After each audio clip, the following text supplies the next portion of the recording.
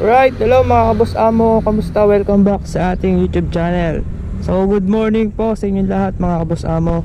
At magpipintura tayo ng motor. So pipintura natin itong nabili kong EXO 125 ng microbike.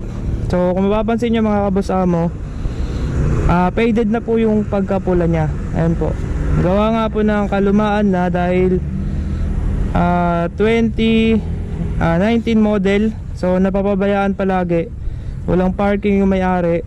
Kaya yan nangyari po sa kanyang fairings. Papagandahin natin to gamit ang samurai paint. So ito yung gagamitin natin mga kabos amo na pampintura. Ayan, samurai paint. So ngayon lang tayo makakasubok, kasi marami akong napapanood, marami akong nababasa na magandang klase daw ang samurai paint. So malalaman natin yan ngayon mga boss amo. So kompleto tayo dito. Meron tayong red. Yan, dahil red yung motor natin, red yung gagawin natin pintura. Yan, red. Tapos syempre meron din po tayo ditong primer gray. Ayan. So samurai paint, primer gray po. Tapos mga kabos amo, meron din tayo syempre ang pan top coat natin. Ayan, clear. Yan. Ayan yung ating gagamitin. So di natin masusure kung makakadalawa tayo na itong red kapag kinapos yung isa. Ayan. So nga pala mga kabos amo, ito palang pintura natin ay in-sponsor lang po sa atin ng Samurai Paint Philippines. Yan, thank you po sa Samurai Paint Philippines. At maraming salamat po sa nag-aasikaso, kay Ma'am Eve. Yan, siya po yung nag-aasikaso na magpadala po ng Samurai Paint sa akin. Yan. So medyo matagal na nga po itong napadala. Ngayon ko lang po siya magagamit dahil medyo busy na po sa trabaho. Yan. Kaya yun, ngayon lang po tayo makakapag pintura. Yan. So syempre kailangan din po natin ng liha. Yung liha ko nasa bag. Ayan. May alarm tayo mga kabos amo sa mga gusto magpa-install. May alarm tayo dyan. Ayan. Ang gagamitin natin, ayan, gagamit tayo ng 1,000 para mapakinis natin ang ating fairings. Then kailangan din natin ng 600. Ayan, dalawa yung 600 ko. Ayan. Tapos isa yung 1,000.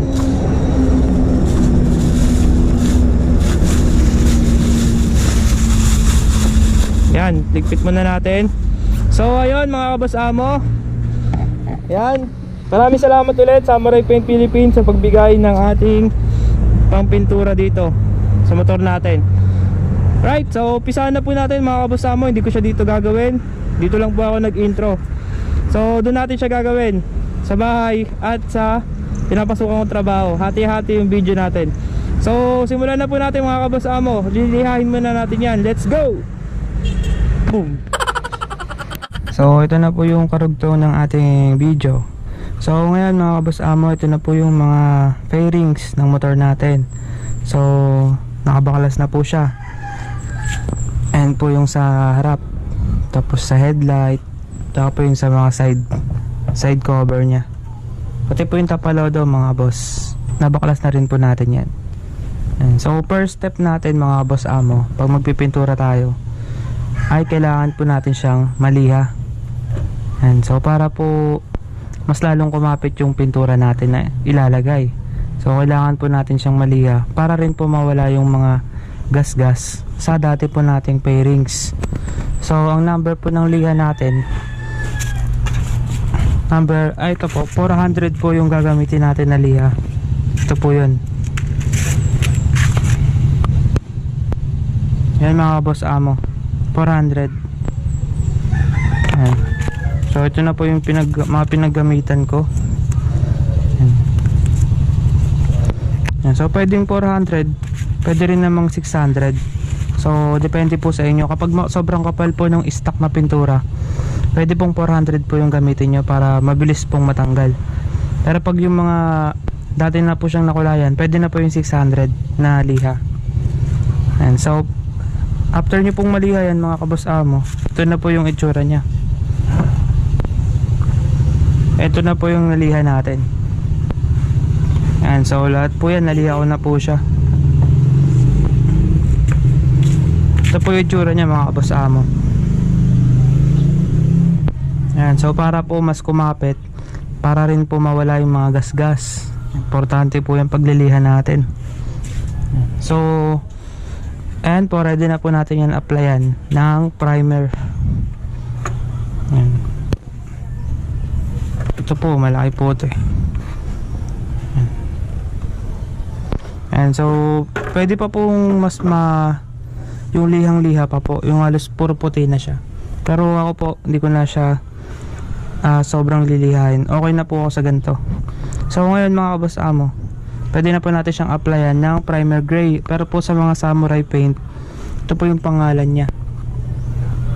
Ayan. Surfacer. Ayan. Ayaw ayan mga kaboss amo, epoxy surfacer gray. Ito po yung pangalan kapag samurai.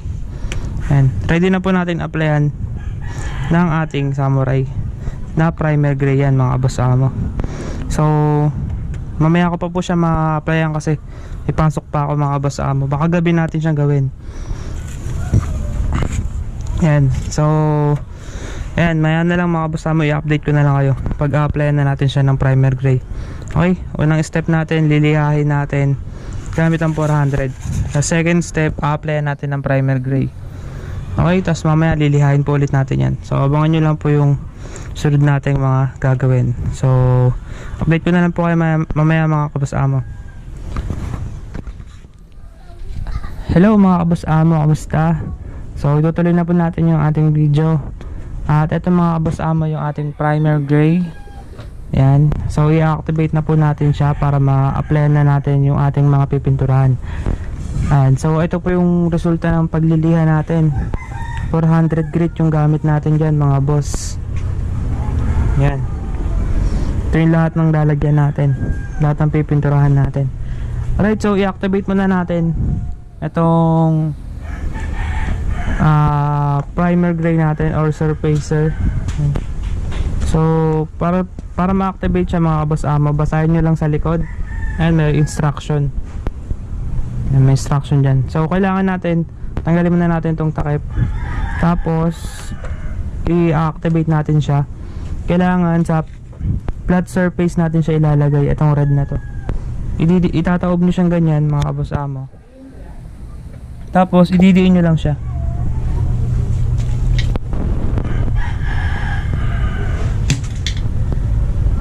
Alright mga kaboss amo, so ito na po yung ating primer gray. So dapat gagalaw-galaw po yung spring. Yan. Ayan mga kaboss amo, so pwede na natin umpisahan yung paglalagay ng primer natin. So ito dapat malinis po yung ating kukulayan.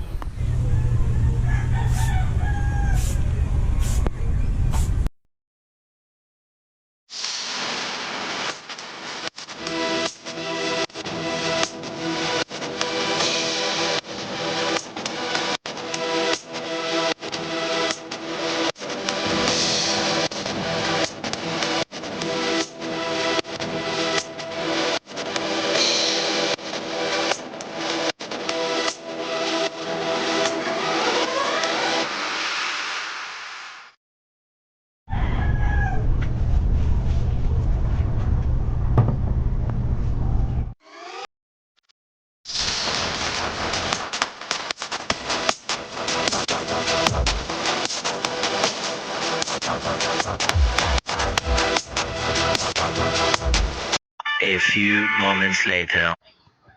So yan mga boss, ito na po yung resulta ng ating ginawang pag-apply ng primer gray or surfacer dito po sa ating fairings. So ito po yung sa may side cover. Then ito naman po mga kaboss amo yung sa front fender. Yan, nalagyan na rin po natin siya. So ito po yung first layer.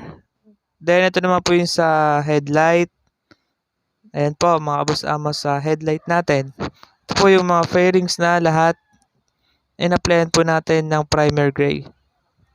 So ngayon naman po mga kaboss amo, 1000 grit naman po na liha ang gagamitin natin para po dito sa ating fairings. So dapat mga kaboss amo, basa po yung ating liha pag lilihain natin siya para smooth.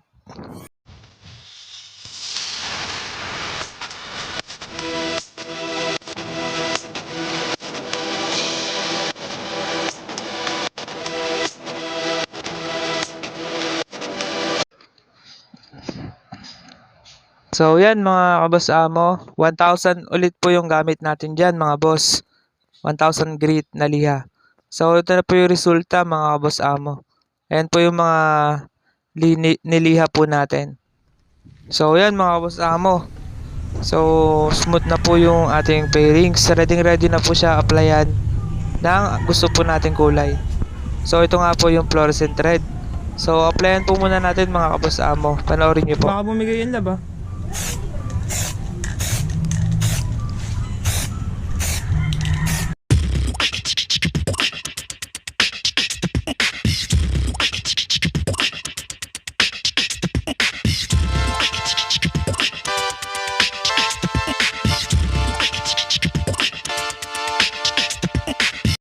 So yan mga kaboss amo, ito na po yung resulta ng pag-apply po natin ng first layer ng red. Fluorescent red po yung in-apply natin dyan. So 4 na layer po yung gagawin natin dyan mga kaboss amo, pero papatuyuin po muna natin siya. So siguro po 30 minutes kada apply po ng ating pintura. So dapat po tuyong-tuyo bago nyo siya applyan para maiwasan po natin yung nagkakaroon po ng mga tumutulong pintura. So, iwasan po natin yan. So, applyan ko lang po siya mga kaboss amo. Update ko po kayo mamaya. Let's go! A few moments later. Alright mga kaboss amo. So, ito na po yung naging resulta ng 4 na patong ng ating pintura. So, mapapansin nyo mga kaboss amo ay sobrang smooth ng pagkakapintura natin. So, sundin nyo lang po yung step by step na mga tinuturo ko dito mga kaboss amo para makuha nyo rin po yung ganitong klaseng pintura. So, yan mga kaboss amo, ito na po yung kanyang mga fairings. Ito po yung sa front fender. So, lahat po sila na-applyan ko na po. Ready na po siya lagyan ng top coat. Napatuyo ko na rin po ito mga kaboss amo. Dapat mga boss, tuyong-tuyo siya bago nyo siya applyan ng top coat. So, nakadalawang can po tayo ng pintura para po sa mga nagtatanong. Yan, 2 po yung naubos natin. Hindi po kasya yung isa mga boss kasi masyadong marami yung pininturahan ko. Tapos 4 na layer po yung ginawa natin. So ito na nga po mga boss amo yung surfacer or yung clear ng samurai paint. Ayan po siya mga boss. 2K01. Ayan. Top coat. So ito na po yung i-apply natin. Dapat tuyong tuyo po. So apply natin.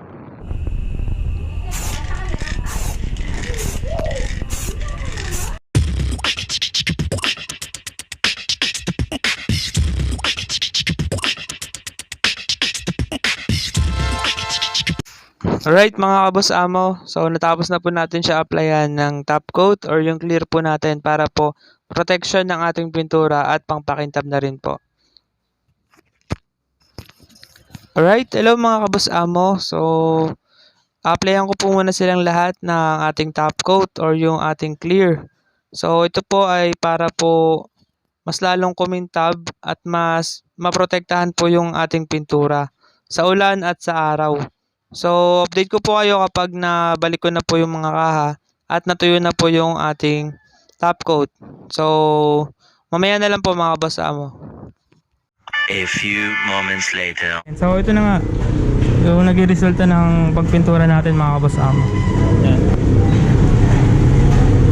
Pogi, no?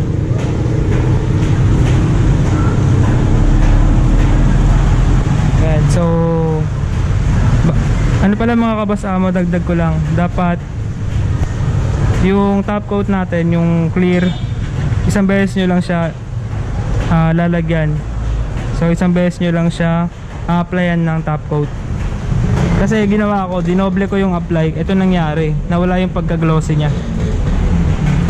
Nawala yung masyadong, hindi na siya masyadong glossy katulad nito. Ayan, pag napansin nyo siya, ito medyo nagkaroon siya ng bitak-bitak, pero di naman halata.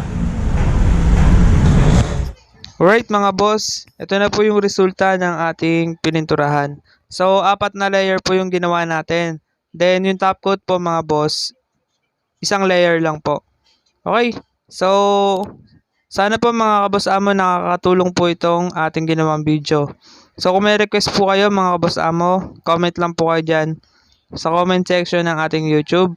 Huwag nyo rin pong kalimutan, i-follow yung page natin. Nag-upload din po tayo ng mga vlog. So, hanggang dito na lang po yung ating vlog mga kabos amo. Maraming salamat po sa suporta. Ingat and God bless.